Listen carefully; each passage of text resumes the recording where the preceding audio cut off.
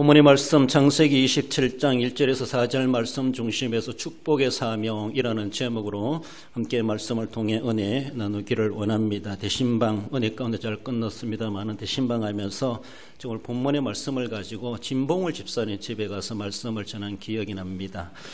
그러면서 오늘 또 이영교회 장로님 은퇴식도 있는데 사실 우리 장로님 은퇴가 아니라 우리도 다 은퇴하신 분도 계시고 또 은퇴할 날이 다가오고 있고 결국은 오늘 본문에 나오는 이삭처럼 내 나이가 많아 죽을 날이 언젠지 알지 못한다라는 이러한 유효한 한계 속에 우리가 다 해당되는 사람들이 아닌가 싶습니다. 그래서 우리도 연령이 어떠 하든지 오늘 우리의 시점에서 바라볼 때 우리가 정말로 축복하는 사람으로서 축복의 사명을 잘 감당해 가야 되겠다, 그런 마음을 갖게 됩니다. 그렇습니다. 모세는 시편 90편 10절에서 보면은 세월이 신속히 간다, 70이요 강건하면 80이다 이렇게 말하며, 그러나 그 세월도 신속히 지나간다라고 그렇게 말하고 있습니다. 신속히 지나가는데 가다가 섰다가 그런 것이 아니죠. 계속 가죠. 그래서 어느 가수는 가는 세월 막을 수가 없다 이렇게 그런 가사도 제가 일부러 또 들어보게 됐습니다. 가는 세월 그 누구가 막을 수가 없다는 것이죠. 흐르는 냇물을 누가 막을 수가 있느냐. 그렇죠.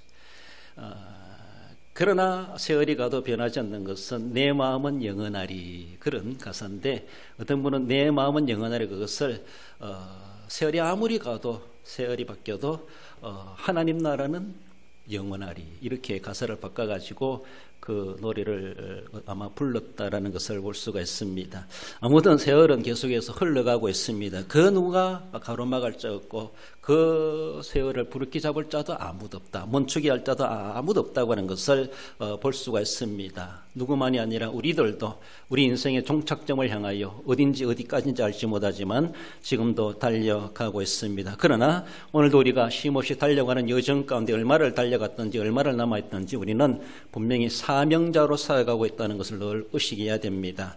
우리는 사명의 두 가지를 생각해 볼 때 지역적 사명이 있고 시대적 사명이 있다 이렇게 말할 수 있습니다. 그렇습니다. 지극히 성경적으로 말할 수 있는데 지역적 사명은 우리 지역은 우리가 책임져야 된다 이런 모습입니다.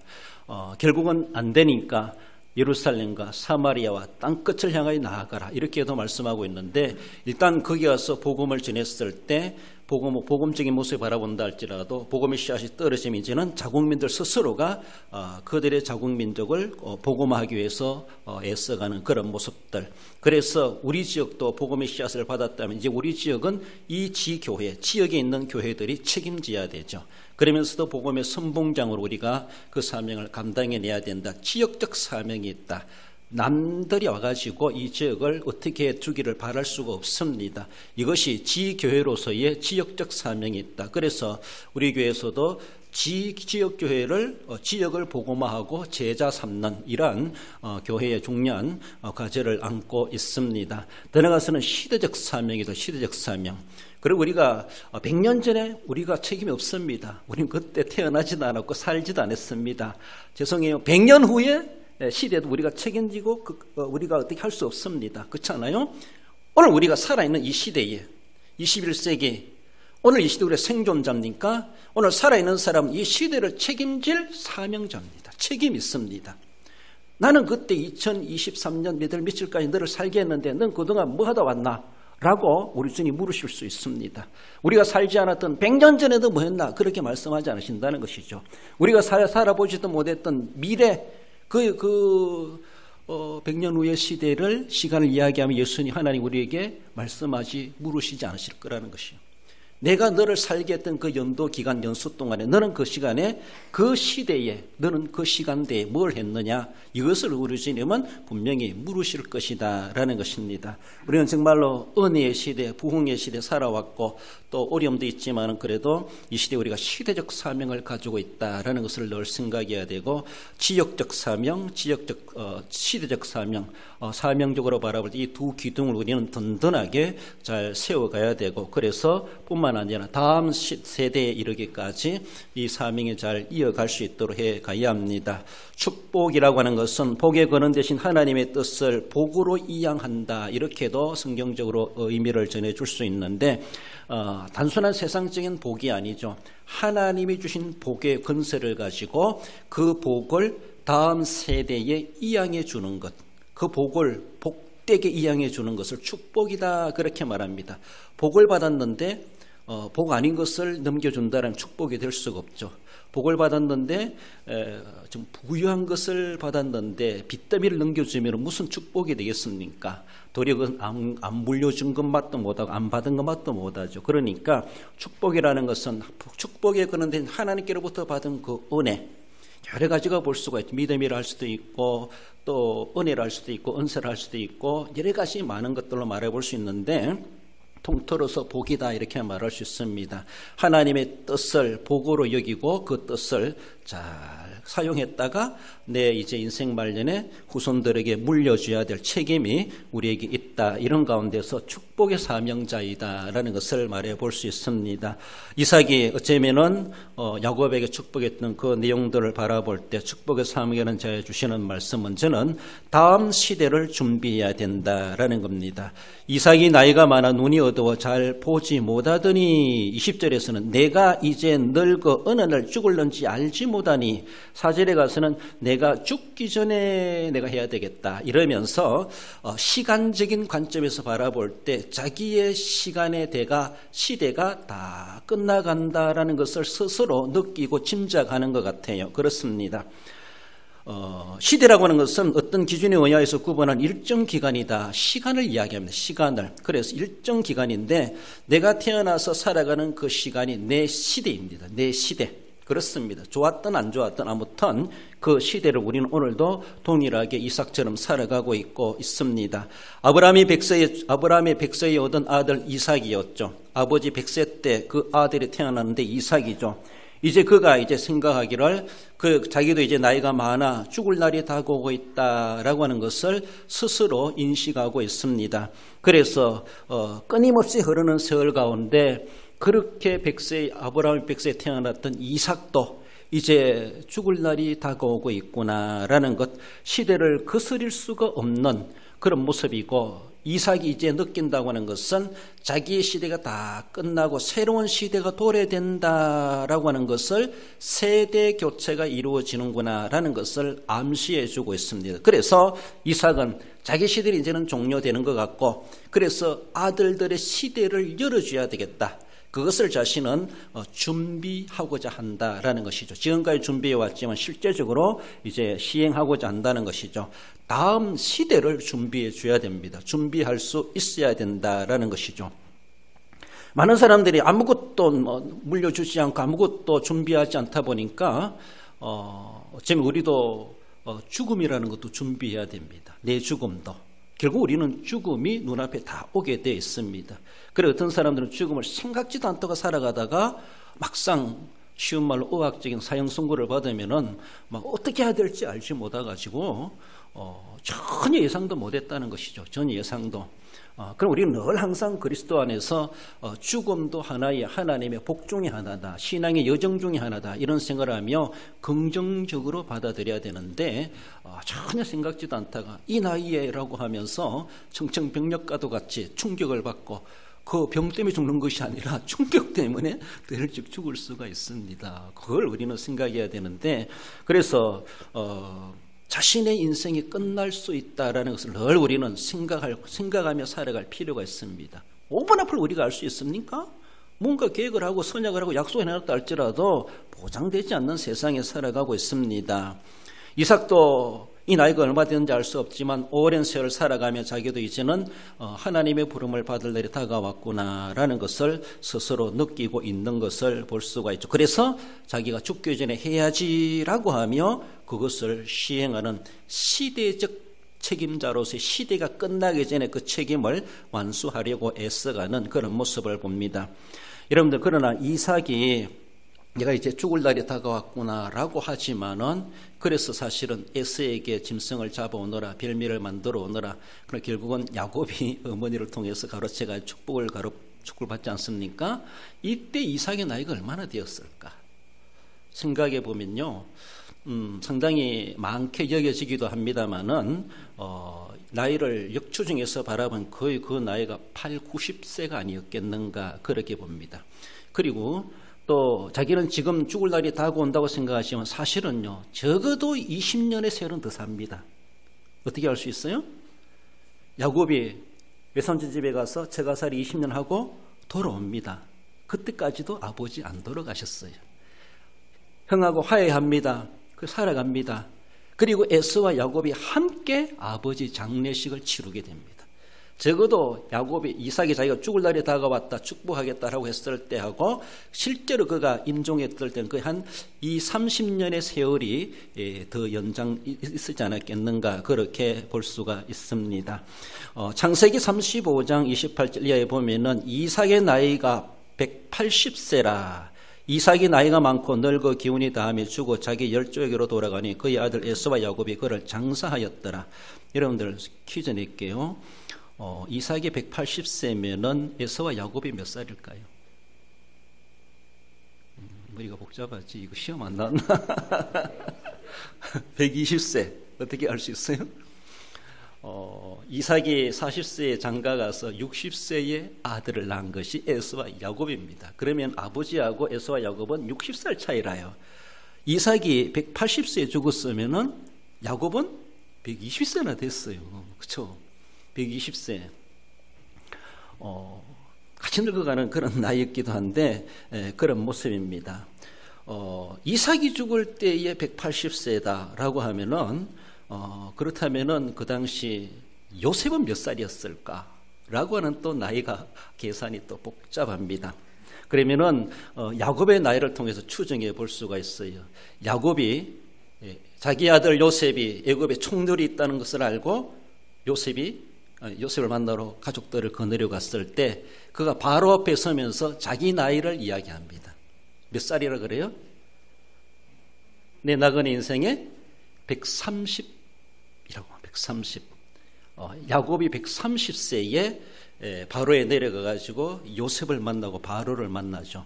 그리고 그가 거기서 17년 더 있다가 147세에 야곱이 죽습니다. 그래, 애굽에서 죽어요. 그렇다면은 봅시다. 복잡하죠. 130세에 그가 애굽에 내려갔을 때 요셉의 나이가 몇 살이었을까? 복잡하죠. 더 이제 머리가 복잡합니다. 요셉이 총리가 됐을 때가 30세입니다. 30세. 그리고 요셉이 형들을 만나고 아버지를 만날 때 연수가 나옵니다. 풍년 7년이 지나고 흉년이 2년이 지났다 그래요. 그러면은 30 더하기 7 더하기 2 더하기 하면은 요셉의 나이가 거의 40 됐어요. 거의 40 됐을 때 아버지는 130살이었다라는 것이죠. 그래요.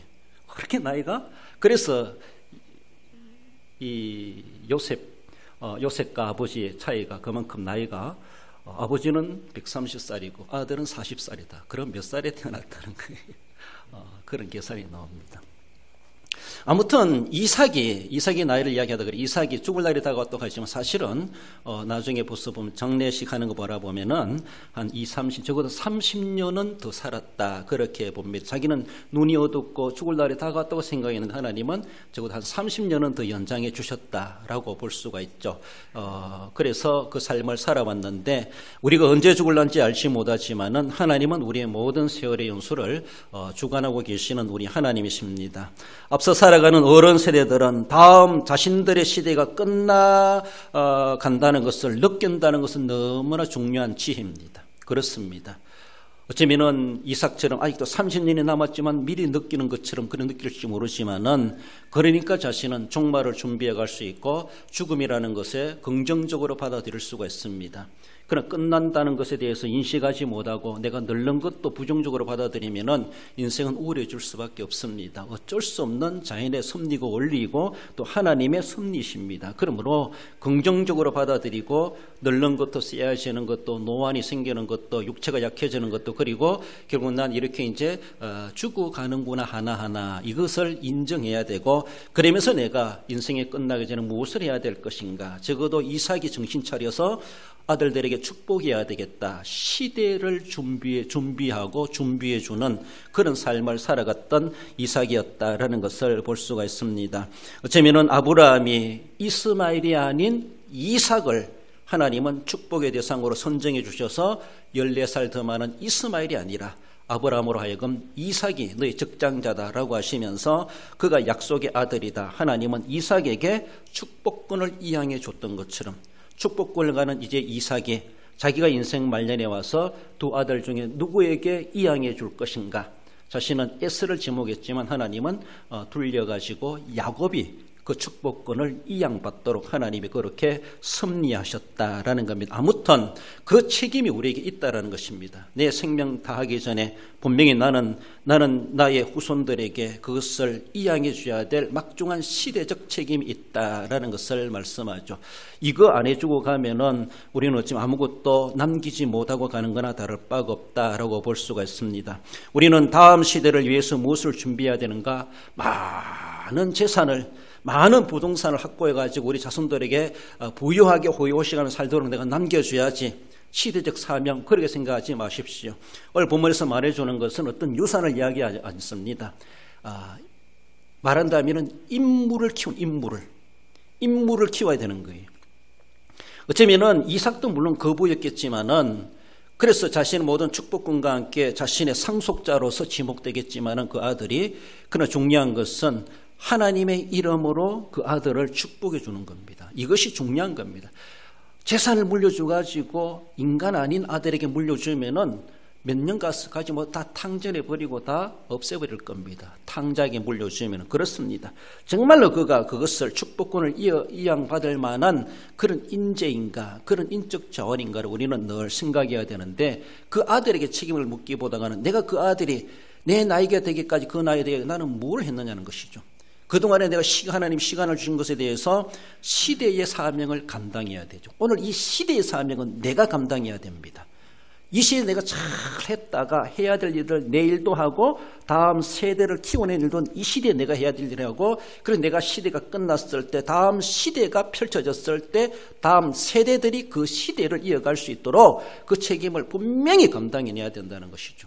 그래서 죽기 전에 준비하고 시행해야 된다. 라고 하는 것 중에 하나가 축복의 사명 중에 하나가 다음 시대를 준비하고 그 축복하는 자가 되어야 될 것을 말씀합니다. 그것은 바로 인물을 키워내는 것이다 라는 겁니다. 나아가서 축복의 사명은 다음 세대를 세우는 것임을 말씀합니다. 1절에 맏아들 에스를 불러 이르되 3절 4절에 내 기구 곧 화살통과 활을 가지고 들에 가서 나를 위하여 사냥하여 내가 즐기는 별미를 만들어 내게로 가져와서 먹게 하여. 앞에는 시대란 말이 있습니다. 이제는 세대란 말입니다. 세대란 말이 무엇인가 하면은 같은 시대에 사는 비슷한 연령층의 사람들 이렇게 말합니다. 물론 다른 대상을 가지고도 세대라 말할 수 있겠지만은 그 시대에 같이 살아가는 사람들을 인간을 대상으로 말해 볼 수 있습니다. 세대들, 그래 세대들이다, 세대다 이렇게 말하게 되는 것이죠. 어쩌면은 이삭이 에스를 지목했지만 결국 하나님은 야곱으로 하여금 다음 세대를 다음 시대에 이어가는 세대의 일꾼으로 야곱을 하나님은 그렇게 선정하셔서 이어가게 하셨다라고 하는 것을 볼 수가 있죠. 그러므로 어쩌면은 아브라함이 이삭과 야곱이라는 족장의 계보가 형성되게 되었던 것을 보죠. 잠언 16장 9절에 보면은 사람이 마음으로 자기를 길을 계획할지라도 그의 걸음을 인도하시는 이는 여호와시니라고 말씀하고 있습니다. 그렇습니다. 사람이 자기 길을 계획한다 할지라도 우리 모든 가는 길을 우리 하나님께서 주관해 가시고 하나님이 이루어 가시기 때문에 내가 뭔가 동서남북 어디로 갈까 정한다라기보다 하나님께 물어야 되죠. 일방통행이라면 그냥 가면 되지만은 갈림길이 생긴다. 선택의 여지가 있을 때는 우리는 적어도 기도는 해봐야 되죠. 과연 하나님의 뜻이 무엇일까? 사람들의 소리를 듣고 눈에 보이는 것으로만 판단하기보다 하나님 내가 어디로 가야 됩니까? 어느 것이 하나님의 뜻입니까? 하나님의 뜻을 물어야 되죠. 내가 가면 좋겠다고 갔지만 그 길은 어쩌면 도리 하나님의 계획과 틀리다면, 하나님의 뜻과 틀리다면 결국 그것은 유턴하는 세월 허송해야 됩니다. 그렇습니다. 그만큼 시간 낭비, 물질 낭비, 그만큼 정력 낭비가 될 수밖에 없다라는 것. 결국은 그의 걸음을 인도하시는 이는 여호와시니라. 하나님 내 발걸음 하나하나를 일구실투족을 하나님이 인도해 주시옵소서. 헛발걸음 딛지 말게 하시고 가다가 뒤돌아오는 일 당하지 말게 하시고 갈 길을 하나님이 인도해 주시옵소서. 늘 하나님 앞에 우리는 묻고 살아갈 수 있어야 됩니다. 다음 세대를 준비해야 된다. 내 시대는 이제 끝나가면서 다음 시대의 시간이 펼쳐졌을 때에 그 시대에 그 세대가 있어야 된다라는 것을 말씀하죠. 그럼 많은 사람들이 다음 세대를 인적 자원으로 세워놔야 되는데 그것을 제대로 세워놓지 못하고 있는 것이 너무나 안타까운 일들이 오늘날 벌어지고 있지 아니한가라고 볼 수 있습니다. 앞에서 말씀드렸지만은 인물이 중요하다는, 인적 자원이 되어야 된다는 것이죠. 많은 재산도 필요하겠죠. 여러 가지 인프라, 여러 환경도 필요하겠죠. 또 좋은 집도 물려주는 것도 필요하겠죠. 그러나 그것보다도 본문에서 말해주는 정말 다음 세대라고 하는 것은 하나님이 그를 통해서 쓰시고자 하는 인물입니다. 인물. 하나님이 쓰실 인물을 만들어내야 되고 그 인물을 세워놓을 수 있어야 된다는 것이죠. 그렇게 세워놓지 못하고 어떻게 편히 눈을 감을 수 있을까? 못 감아야 되죠. 그래서 내가 아들아 네가 있기 때문에 나는 편히 눈을 감을 수 있다. 나는 이제 죽어도 이한이 없다. 이런 마음이 돼야 되는데 죽어가면서도 불안하고 죽어가면서도 다음 세대가 걱정이 되면 얼마나 안타깝겠습니까? 든든한 다음 세대를 우리는 양성해 낳아야 되고 만들어야 되고 그를 키워야 되고 그리고 세워놔야 되죠. 이것이 분명히 책임이라는 것이죠. 이제 이삭은 그의 죽을 날을 앞에 두면서 어쩌면 에서를 지목했지만 야곱이 되지만 아무튼 에서나 야곱이든 그렇게 다음 세대의 충분한 일꾼으로서 그렇게 아마 크지 않았나라고 볼 수가 있고 그것을 이제 이양하고자 준비해가는 것을 볼 수가 있습니다. 여러분들 오늘날 보면은 우리나라도 참 걱정되는 것이 뭔가 하면은 많은 젊은이들이 결혼을 기피한다는 거예요. 결혼을 해도 출산을 또 기피한다는 것이죠. 또 출산을 해도 그저 하나 둘 많이 놓으면 둘. 그냥 우리 현이한테 많이 놓으면 좋겠다. 빨리 놓고 많이 놓으면 좋겠다. 건장사항이기도 한데 축복입니다. 생육하고 번성하는 것은 그렇습니다.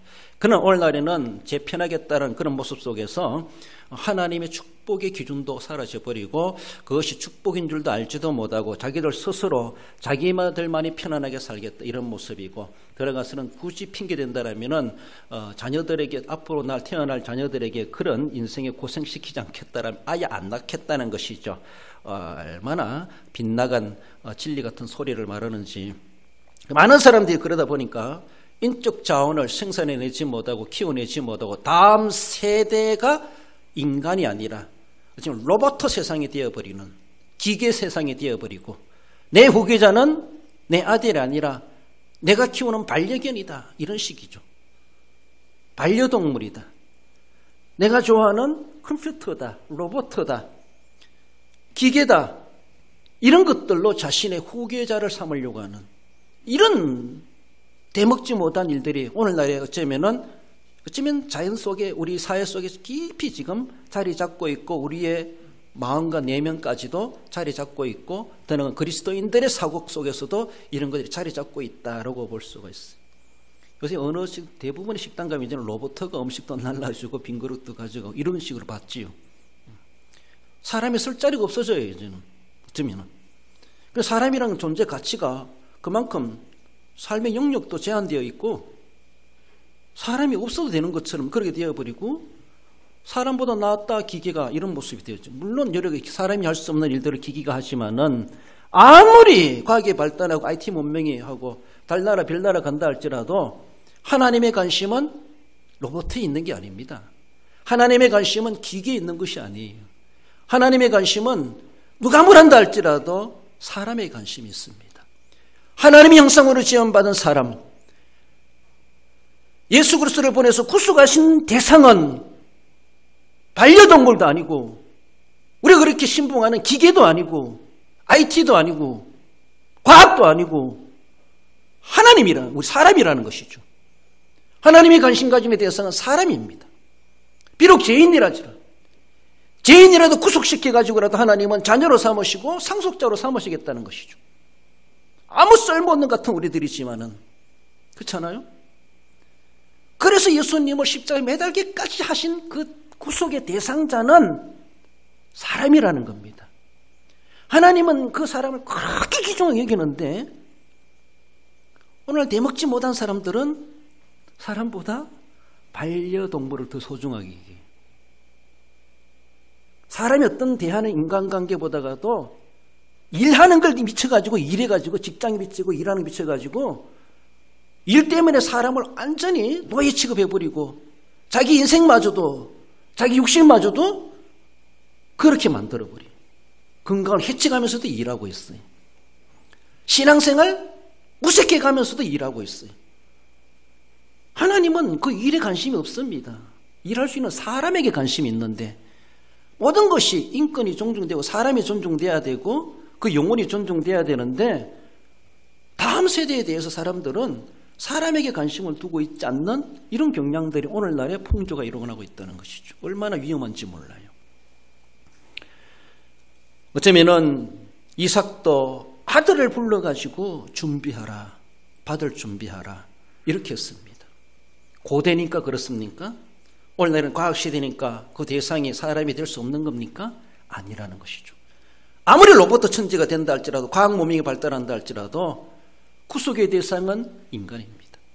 구속의 대상은 사람입니다. 누가 말한다 할지라도 기계에서 자리를 사람이 물려나고 그렇게 어찌면 기계 맛도 못하게 취급당한다 할지라도 하나님의 관심은 사람에게 있다는 것이죠. 사람에게. 반려동물도 아닙니다. 과학도 아닙니다. 세상 문화도 아닙니다.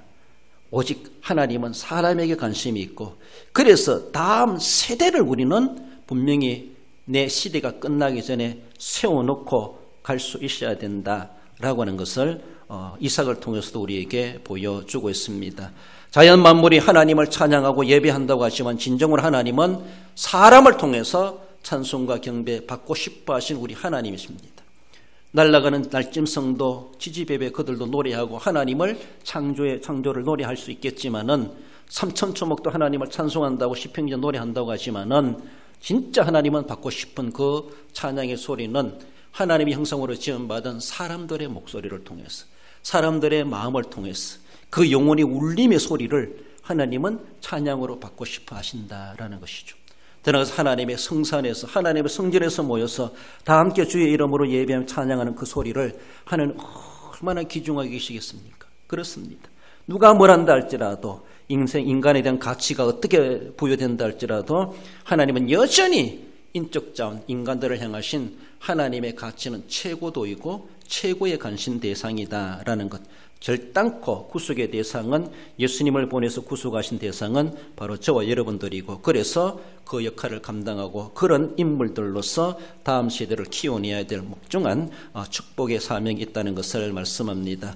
나아가서 마지막으로 마음껏 축복해야 될 사명임을 말씀합니다. 4절에 내 마음껏 내게 축복하게 하라. 이 마음껏, 이 마음이라고 하는 것은 네핏이란 말인데 숨쉬는 존재, 영혼이다, 생명이다 이렇게 말하는 이 네핏이라는 단어가 다르게 인용해 본다라면 창세기 2장 7절에 그 코에 불어넣으시니 사람이 생명이 된지라. 이 생명이란 말이 네핏이란 말입니다. 여기서 어쩌면은 이삭이 에서에게 내가 마음껏 축복하리라라고 하는 것은 양적으로 모두 다 주겠다, 최선을 다하겠다라고 그렇게 말하시면 다르게 보면요, 내 영혼을 너에게 심어주겠다, 내 생명을 너에게 넘겨주겠다, 이런 내 펫이 생명이 된지라 이것을 이양해 주겠다는 것이죠. 자기 생명은 다 끝났으니까 이제는 너가 너의 시대를 펼쳐가거라, 이 권세를 가지고 너가 펼쳐가거라, 그것을 이제 주려고 별미를 만들어 오라, 그렇게 명했던 것을 볼 수가 있습니다. 이것은 어쩌면 신적 권세가 있는 축복입니다. 이삭도 아브라함으로부터 받았습니다. 아브라함은 하나님께로부터 받았습니다. 하나님이 아브라함에게, 아브라함이 이제 이삭에게, 이제 이삭이 그것을 에서에게 주려고 넘겨주려고 그렇게 명하고 있는 본문의 내용이죠. 그것은 신적 권세가 있습니다. 한 번 축복하면은 취소될 수가 없습니다. 한 번 선언하고 하면은 잘못했네, 다시 고칠게, 번복할 수가 없습니다. 한 번 선언하고 나면은 무효화될 수 없습니다. 영원한 효력을 발휘. 이것이 신적 권세가 있습니다. 아브라함이 그렇게 했고, 이제 이삭이 자기 아들 중에 하나에게 그것을 해주겠다, 너에게 넘겨주겠다, 내 배시하겠다, 내 영혼을 너에게 심어주겠다. 이 영혼은 내가 아브라함으로부터 받은 것이다, 하나님께로부터 받은 것이다. 이제 너는 이것을 잘 받고 잘 지켜가거라, 그렇게 명하신다는 것이죠. 어쩌면 그 내패시가 영적인 내패적 우리는 예수 그리스도로 말미암아 우리에게도 지금 이미 이양되어 있다라고 볼 수 있어요. 영적으로. 그래서 이제도 내 생명 다 끝나기 전에 내 내패시를, 내 영혼을, 내 생명을 다음 세대에게 내가 물려줘야지. 받을 사람이 없으면은 내 영혼이 어디로 가야 되는 거예요? 계속 이어가야 되는데, 주님 오시는 그날까지 이어가야 되는데 끊어진다는 그 자체가 얼마나 불행스러운 것입니까? 끊어지지 않도록 다음 세대를 우리는 세워내야 되고, 그래서 마음껏 축복하는데 전혀 남김없이 자녀손들을 위해서 마음껏 축복해야 될 사명이 있다라는 겁니다. 이렇게 해가지고 야곱이 가로채가지고 축복을 받았습니다. 에서가 사냥해가지고 별미를 만들어 아버지께 왔어요. 너 누구냐? 제가 에서인데요. 그러면 앞에 혼자는 누구냐?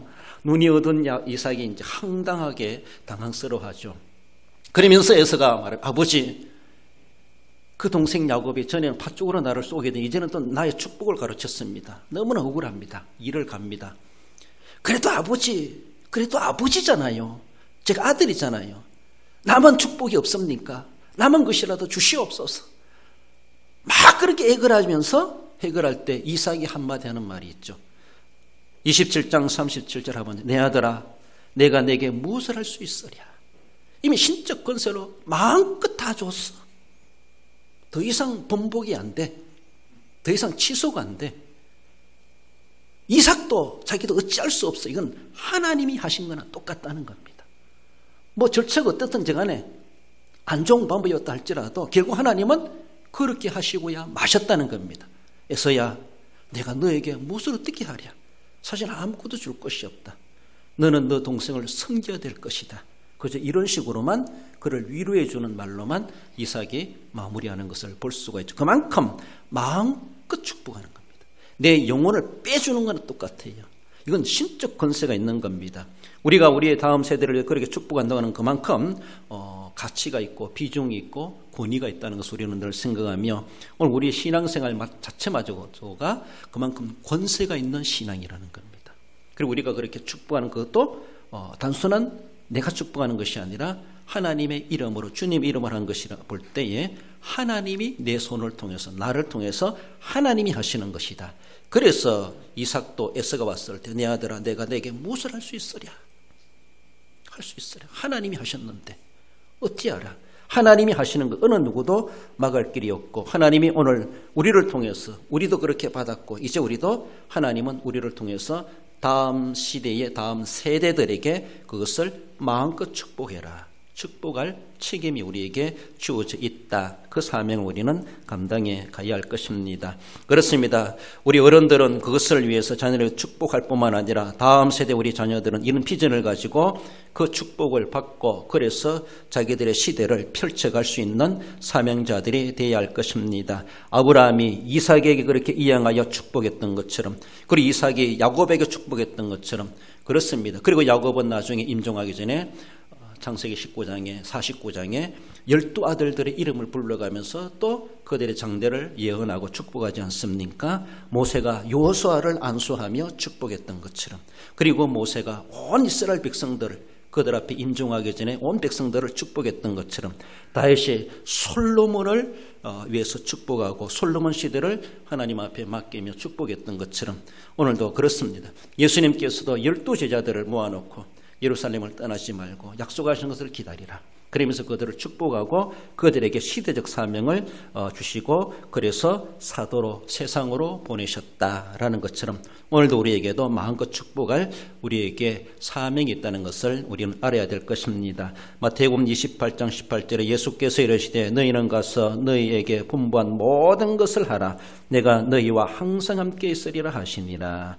그 너희라고 하는 것은 12제자뿐만 아니라 오늘 우리도 이 시대에 예수님의 시대는 이제 끝났고 12사도 시대가 시작되는 것을 예수님도 이제 떠나가시기 전에 그들에게 다 이양해 주시고 그들의 시대를 예언해 주시고 축복해 주셨던 것을 볼 수가 있습니다. 사도들도 다 떠나가고 2000 이후 시대, 오늘 우리가 이제 이 시대의 세대들로서 책임을 지고 살아가고 있고 우리 시대가 끝나기 전에 다음 시대, 다음 세대들에게 마음껏 축복해 주고 그들도 그들의 시대에 그들의 인물로서 그 사명을 감당해 갈 수 있도록 해 가야 하는 것. 이것은 단절되지 말고 주님 오시는 그날까지 계속 이어져 가야 될 우리에게 사명이 있다는 것을 기억하시면서 우리 하나님 아버지, 우리 교회가, 우리의 가문이, 들어가서 우리 한국교회가 주님 오시는 그날까지 이 축복의 사명을 감당케 해 주옵소서. 우리는 그렇게 거시적으로라도 기도 제목을 가지고 기도할 수 있어야 할 것입니다. 우리 결론적으로 읽어봅시다. 쉼없이 흐르는 세월의 때를 놓치지 않고 다음 시대를 위하여 다음 세대 인물을 양육하고 세워 마음껏 축복함으로 하나님의 나라가 완성되기까지 믿음의 대를 이어가는 데 쓰임받는 성도가 됩니다. 그렇습니다.